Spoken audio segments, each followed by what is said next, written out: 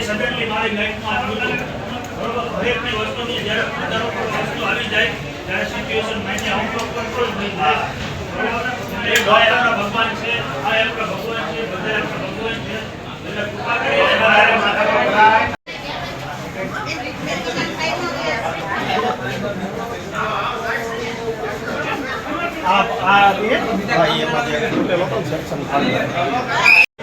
ભવિષ્યમાં કોઈ ભૂલ નહીં કરીશ